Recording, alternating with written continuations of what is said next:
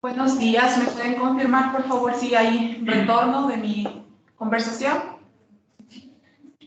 Sí, buenos días, sí se le escucha bien, Joana. Perfecto, muchísimas gracias, Magíster. Me permito extender un cordial saludo a las autoridades del Instituto Sucre, a los docentes del Instituto Sucre y los demás compañeros docentes del área de la Universidad de Otavalo, en particular del área de Ciencias Empresariales.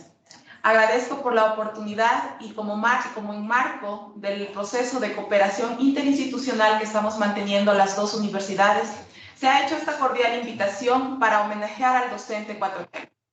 A través de este homenaje vamos a tener una ponencia por parte de nuestro director curricular, el doctor Jesús González, quien nos va a compartir breves pasajes referentes a la pedagogía. Doy paso al doctor, agradezco a cada uno de ustedes la presencia por medio virtual y pues comenzamos. Doctor, por favor. Buenos días a todos y bienvenidos a este día tan especial que hoy todo lo que hacemos, esta labor de formar el hombre nuevo, podemos homenajearlo. ¿Y qué más que homenajearlo? Haciendo ciencia, conversando, analizando, dialogando específicamente de los retos que tiene hoy la educación en el siglo XXI.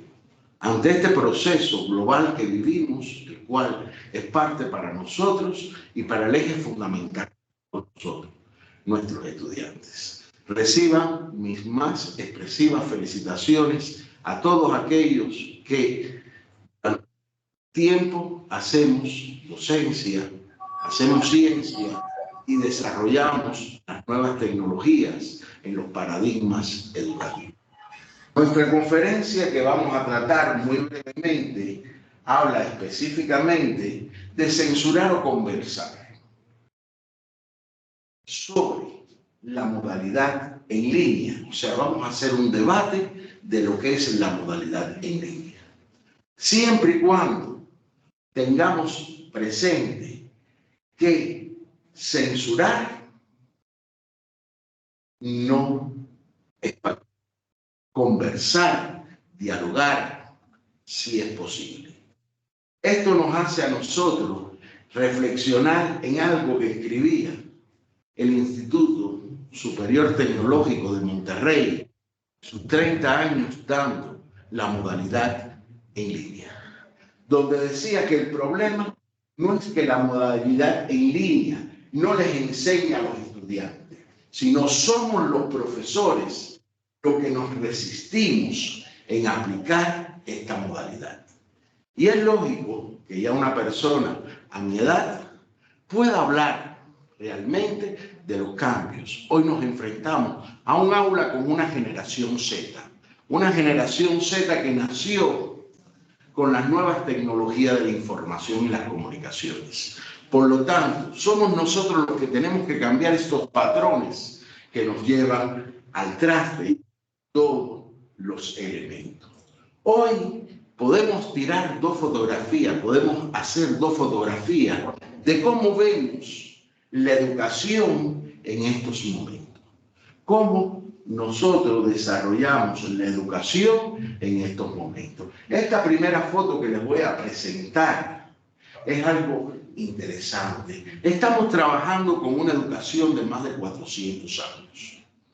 Una educación donde el protagónico todavía sigue siendo el docente cuando llega al aula y no el estudiante. ¿Cómo queremos ver próximamente la educación? La queremos ver de esta forma, de una forma renovada, de una forma donde reine específicamente, como dice el doctor Francisco Mora, neurólogo y docente, que la educación es la joya de la corona.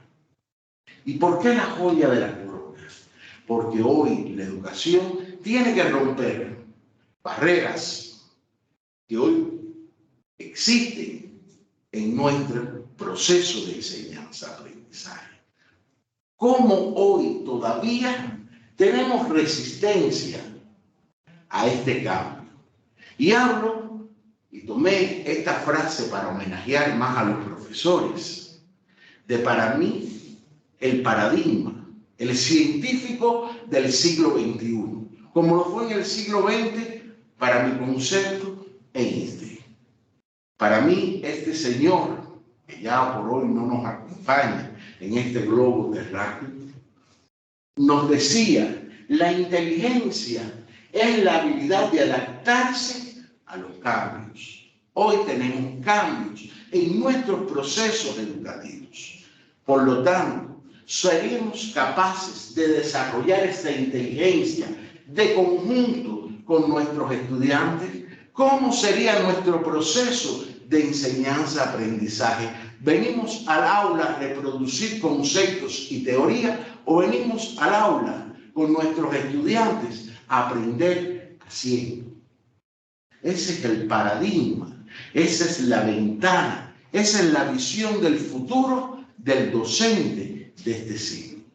Respondiendo a esta resistencia al cambio. Esto es un estudio que se ha hecho en el Instituto de Monterrey. No estoy hablando de las universidades, de los institutos del primer mundo. Estoy ubicado en el contexto latinoamericano. ¿Cuáles son las resistencias que tienen hoy los profesores ante este cambio de paradigma de la educación en línea, de la educación virtual? Perder el control de la enseñanza. Este es el primer elemento. El miedo de perder mi rol de reproductor en un aula a un facilitador del proceso de enseñanza.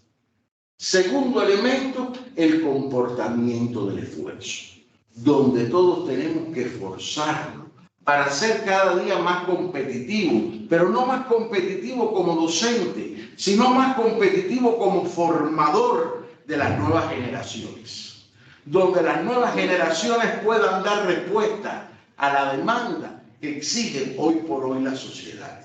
Y es por eso que cuando hablamos del modelo pedagógico, siempre tenemos que tener tres grandes funciones. La función docencia, la función sociedad. Entre ahí la vinculación, las prácticas, las horas que tenemos para que el estudiante vaya desarrollando estas habilidades según hemos planificado en el perfil de egreso de nuestro. También tenemos que hablar como tercer elemento de la incertidumbre, el miedo a los desconocidos. O sea, hoy trabajar esta modalidad en línea nos da incertidumbre. Nuestros estudiantes quizás son más hábiles con nosotros en un tablet, en la red de redes.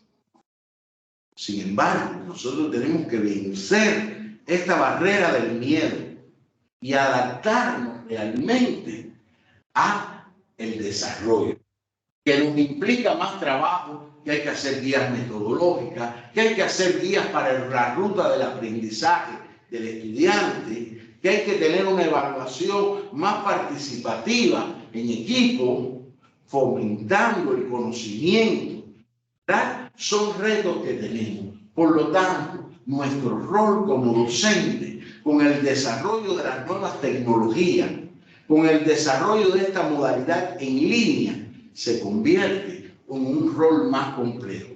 ¿Por qué? Porque no solo el profesor llega al aula para dictar una materia. El profesor llega al aula para reflexionar, para analizar, para descubrir con sus estudiantes los escenarios que hoy por hoy nos brinda la sociedad como una buena oportunidad de resolver los problemas. Para eso nos toca entrar en dos grandes momentos. Un primer momento donde hablamos de desaprender. ¿Qué es desaprender? Es decodificar, es desconocer los patrones establecido, abandonando uno como docente estas zonas de comodidad, como le llaman, intelectual. Hoy cuando venimos al aula, venimos con una misión diferente. Esta zona de comodidad donde yo soy el protagónico tiene que desaparecer. El protagónico es el estudiante que va a fertilizar las ideas de todas estas teorías acumuladas, que son referencias, y llevarla al contexto real de lo que estamos viviendo. Por eso es importante, ya en un momento aprendimos, tenemos que partir de desaprender para comenzar de nuevo en este proceso de enseñanza-aprendizaje, reaprender.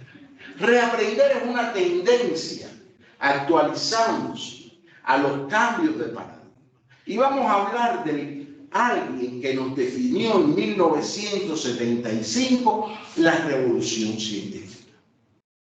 Hoy, cuando hablamos de estos cambios de paradigma, tenemos que tener presente la obra de Thomas Hobbes, cuando nos daba concepto de paradigma.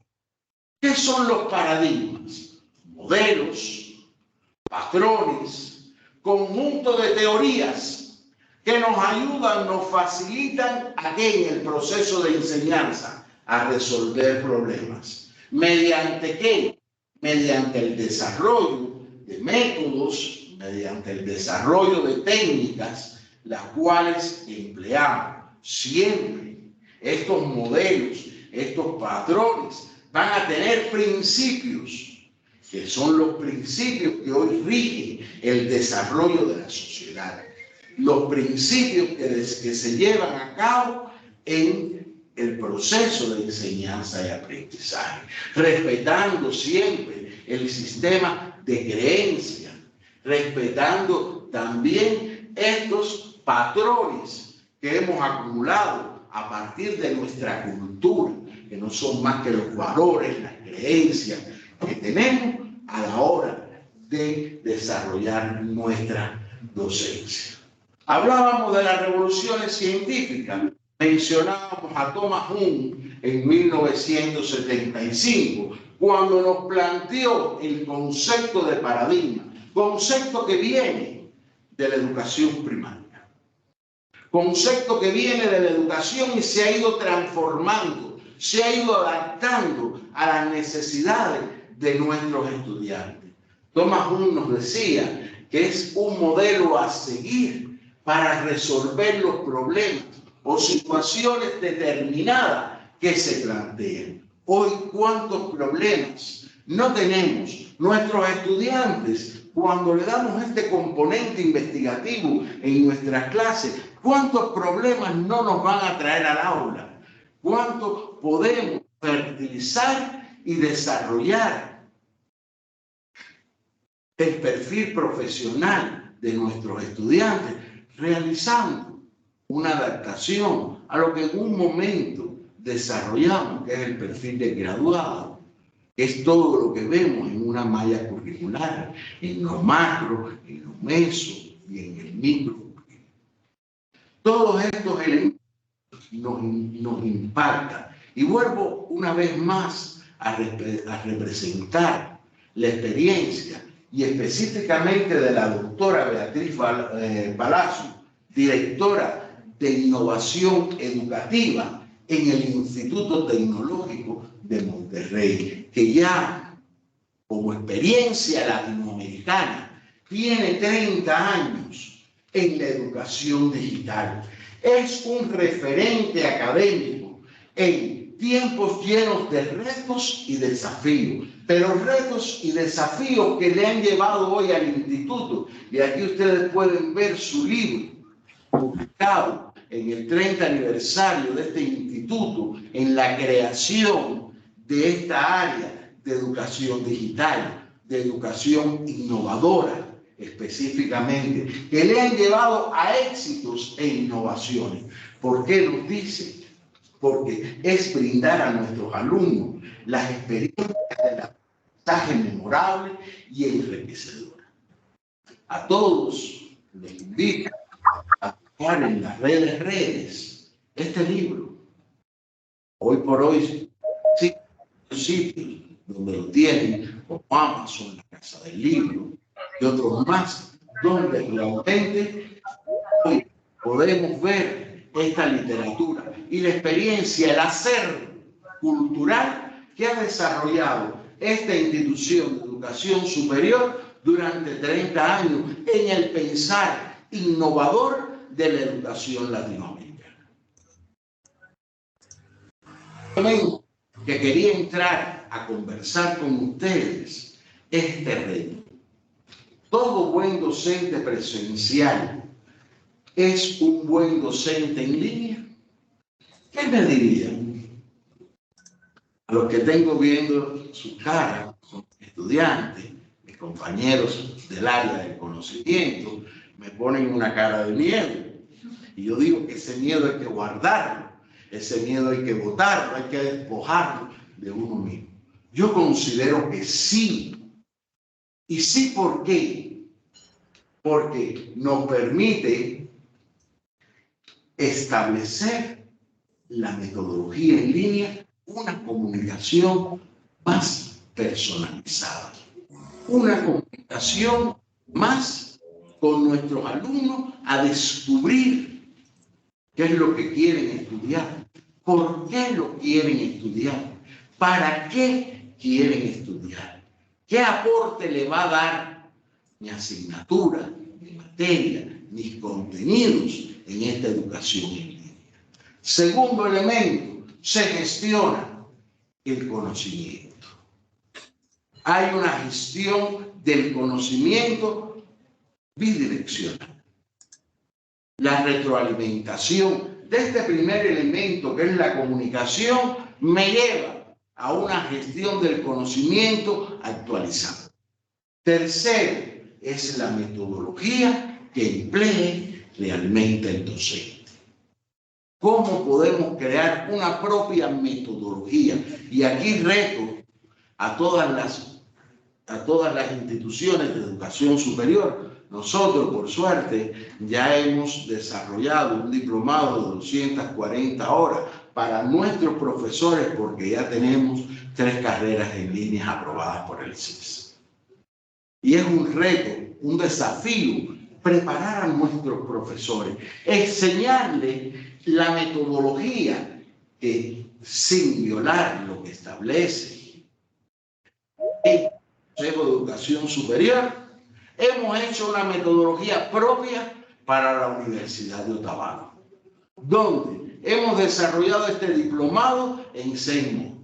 Comenzamos el primer módulo estudiando lo que nos dice la ley, la resolución 44 del 2015. Continuamos después viendo todo el fundamento de lo que es la educación en línea. Después entramos en un tercer componente, de la función docencia. Un cuarto módulo, ver la función investigación. Un quinto módulo, ver la función vinculación con la sociedad. Y terminamos explicando lo que es el entorno virtual del aprendizaje. ¿Cuáles son las herramientas, tanto del Moodle como del Canvas, como plataforma, para poder desarrollar nuestra actividad docente educativa? Otro elemento más, el diseño, desarrollo y algo importante, la evaluación curricular. La investigación tenemos que tener presente el dominio de las nuevas tecnologías de la información y la comunicación. Estas 6 variables que he mencionado aquí nos dan la respuesta que sí. Ese profesor tan bueno en la modalidad presencial, si desarrolla estas 6 variables, será un buen profesor también en la educación en línea. Porque la educación en línea, como les decía, ante el proceso de globalización, vino para quedarse. Hoy, ¿qué van a recibir mis estudiantes cuando hacen una educación en línea? Primeramente, una por calidad de enseñanza. Porque es una educación que ya viene con una impronta, ya viene con un sello de calidad. Segundo, van a utilizar tecnología innovadora. ¿Por qué? Porque a partir de cualquier dispositivo y accediendo a las redes, mis alumnos pueden conectarse, como se dice siempre, las 24 horas, los 7 días de la semana, los 365 días del año. Otro elemento importante, nos permite a nosotros, los profesores, crear un material de estudio más económico, donde el alumno no tiene que imprimir, no tiene que comprar el libro, sino lo tiene digital. Hoy nuestros estudiantes leen en un celular, leen en un tablet, y ahí tiene un efecto económico importante, pero al mismo tiempo actualizado. Yo puedo estar actualizando constantemente este material y siempre va a tener un valor de uso muy importante para los estudiantes. Hablamos de la atención personalizada, porque como decíamos que empezábamos a estudiar por los fundamentos que rigen la educación en línea, existen dos profesores. El profesor autor, quien lleva al traste todo este componente de planificación, dosificación, elaboración de material. Pero existe también en la resolución el nombre del profesor tutor. Es aquel que desde el primer día de la matrícula lleva de la mano al estudiante al aula virtual y lo está acompañando durante todo el proceso de enseñanza y aprendizaje. Muchas son las herramientas que tenemos que desarrollar: los foros, los chats, el correo electrónico y todo tipo de comunicación que hoy empleamos en las redes, con Instagram, WhatsApp, todas ellas. Hablamos también de la facilidad de acceso, o sea, hoy por hoy usted se conecta desde cualquier dispositivo a las redes. Y finalmente, la economía y el ahorro. El alumno no tiene que transportarse. El alumno recibe la clase donde quiera, en el lugar que él decida. Por lo tanto, es un ahorro, no tiene que pensar en el pasaje del bus para llegar, no tiene que pensar si voy a llegar en mi auto, donde encuentro un parqueadero, no voy a encontrar nada de esto. O sea, hay un ahorro específicamente del tiempo que repercute en la economía también del estudiante. Por eso, estamos por esta educación.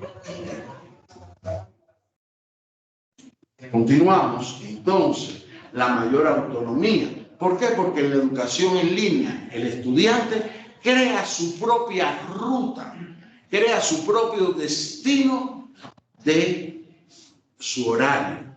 Está en la plataforma todas las actividades. El estudiante que terminó de trabajar, pongamos un ejemplo, y tenemos a estudiantes en el sector florícola que terminan 7, 8 de la noche, ya estarían, si vienen a un presencial, ya estarían llegando tarde. Mientras que llegan a su casa, hacen sus actividades y se conectan en su propio destino, en su ruta de aprendizaje. Hoy tenemos que hablar del paradigma educativo. Y el paradigma educativo es comprender, analizar y avanzar en el proceso de la enseñanza-aprendizaje. O sea, los tres componentes básicos que nos determinan en la enseñanza-aprendizaje como proceso en el paradigma educativo está en el análisis, el comprender y el avanzar en el proceso de enseñanza. Importante es describir, después de ver este concepto del paradigma educativo, cómo nosotros los docentes vamos a reflexionar y comprendernos en nuestro rol de docente a través de la mirada, no como me ve mi directora de carrera, no como me ve el director de grado, no como me ve el coordinador, sino como me ven mis propios estudiantes. Mis propios estudiantes, para eso yo tengo que hacerle 3 preguntas básicas, no un cuestionario, como hay veces hacemos para evaluar al profesor de 50 preguntas, ni de 15, solo 3. ¿Qué quiero enseñar? ¿Qué quiero compartir con mis estudiantes? Segundo, ¿cuál es mi deseo de enseñar? ¿Por qué deseo enseñar? Y tercer elemento, ¿qué le da sentido a mi deseo de enseñar? Y como hablaba ahorita del profesor Francisco, español, radicado, y hoy profesor de grandes universidades en los Estados Unidos, doctor en neurociencia, cuando decía que el profesor es la joya de la corona. ¿Por qué? Porque es lo que le da el sentido. Qué lindo cuando salimos a la calle, y un día no como hoy, que es el Día del Educador, sino cualquier día nos dice, profe, mi saludo, somos parte de esa joya bruta que nos demanda la sociedad. Ya para concluir, en 2 temas fundamentales, quiero apuntar la educación superior en el siglo XXI. Hablábamos y ponía un pensamiento de alguien que para mí como ciencia ha revolucionado el pensamiento del siglo XXI. Y ese pensamiento está dado, ¿por qué? Por la regulación o por la revolución pedagógica que tenemos que hacer cada uno de los docentes en nuestro espacio. Para lograr que la formación a lo largo de la vida de nuestros estudiantes. Los estudiantes cuando toman un título no concluyen. Y es ahí la importancia que tiene el seguimiento al graduado en las instituciones de educación superior. Yo no termino entregándole un título a mis estudiantes y ahí concluyó mi vida. No, mi vida sigue en una formación durante toda la vida útil de mi estudiante. Por lo tanto, hoy cambia este paradigma pedagógico. El paradigma pedagógico del siglo XXI tiene que estar centrado en el aprendizaje de los estudiantes. Una vez más, le doy las gracias por su atención, a los que tengo en vivo, a los que tengo también en línea, hablando, conversando, dialogando sobre la educación en línea.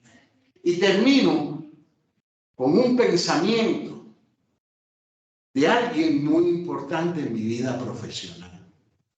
Alguien que llegó en el siglo XIX a Guatemala en una embarcación, cuando la travesía en el medio de transporte era bastante días de navegación. Este hombre, que para mí es insignia en la pedagogía moderna, dijo, y me hice maestro, ¿qué es hacerme creador? ¿Qué es hacerme formador del hombre nuevo? Para que rompa en roca solidaria y lleve y extienda su perfume en toda la pampa. Decía después, maestro, qué orgullo es llevar ese nombre, qué gloria poder contribuir a la formación del hombre nuevo. Gracias por su atención. Feliz Día de la Educación, feliz Día del Educador. Gracias al Instituto Sucre por permitirnos Gracias a este hombre de las Américas que escribió para los niños, porque dijo que ellos son los que saben querer. Ellos son la esperanza del mundo. Recuerdo a José Martí Pérez. Felicidades y gracias por su participación. Muy buenos días y feliz Día del Educador. Agradecemos la participación.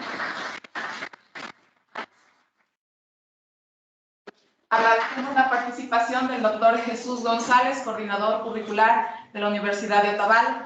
Le cedo la palabra a usted, Magíster Vidal. Muy agradecidos por la participación de los docentes y autoridades del Instituto Sucre.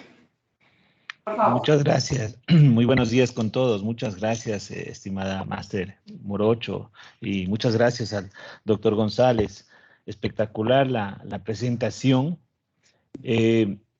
Bueno, ahí quisiera hacer una reflexión respecto del rol del maestro.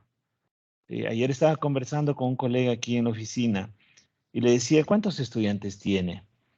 Me dice, tengo como 80 estudiantes. Entonces yo le digo, a esos 80 estudiantes, usted les puede cambiar la vida, ¿sí? Y eso sucede cada semestre. Nosotros tenemos cada vez nuevos estudiantes y nosotros como docentes tenemos la responsabilidad, ¿sí?, de guiarlos y de crear buenos ciudadanos, no solo buenos profesionales, ¿no?, sino crear buenos ciudadanos, ciudadanos del mundo, de este mundo globalizado, y que cambien también el mundo y que cambien las cosas, ¿verdad? Nos quejamos todos los días, ya ahora es una barbaridad en las noticias, todos los días se escuchan noticias de corrupción, de esto otro, de guerras. Y la pregunta es, ¿será que estas personas que están actuando mal, alguna vez fueron estudiantes? ¿Alguna vez estuvieron en unas aulas universitarias? ¿No será que también estos docentes que fueron profesores de estas personas, de estos personajes, ¿no será que estos docentes también tenían parte de responsabilidad de no haber inculcado valores en sus estudiantes? Sí, muy una parte de los conocimientos, porque hay doctores, economistas, genios, que a la final igual llegaron a hacer mal las cosas cuando estuvieron en el poder.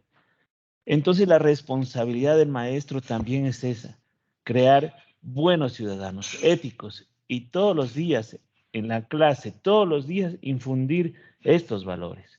Es nuestra responsabilidad y se lo debemos al mundo y podemos cambiar el mundo, ¿sí?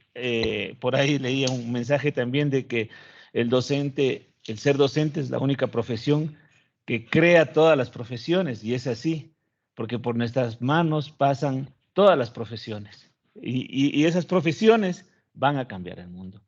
Felicitaciones, mis queridos maestros de la Universidad de Otavalo, del Instituto Superior Universitario Sucre. Un fuerte abrazo. No vamos a dejar de ser maestros nunca. Toda la vida vamos a ser maestros. Y ojo que nos están viendo siempre, ¿no? Nuestros estudiantes aprenden más de lo que ven de nosotros, de nuestras actitudes, igual que nuestros hijos, ¿no? Aprenden de nuestras actitudes, así que hay que ser y hay que parecer, ¿no es cierto? Muchas gracias, muchas gracias. Un lindo día, mis queridos maestros del Ecuador. Sí, un fuerte abrazo y vamos a cambiar y vamos a solucionar los problemas del mundo. Lo vamos a hacer, lo podemos hacer. Y ahora, desde esta charla, desde el siguiente minuto de esta charla, podemos hacerlo. Es cuestión de centrarnos en nuestro objetivo, de mejorar las cosas, de mejorar el país. Muchas gracias. Un buen día. Muchas gracias a todos. Gracias, rector, por su participación. Sí creemos que un mundo mejor es posible. Y no quería hacer un poquito del yo, pero esa forma que usted dice, la vivo todavía con sus 83 años de mi madre, graduada en el 1958 como doctora, cuando me dijo dos cosas importantes. Somos la profesión que más le aporta a la sociedad, porque si hay buen médico, es porque tuvo un buen profesor, tuvo un buen maestro. Si hay un buen arquitecto, es porque tuvo un buen profesor. Pero también en este mundo tan desbalanceado, donde hoy por hoy se sigue dividiendo en grandes esferas, me va a la mente algo que presenta.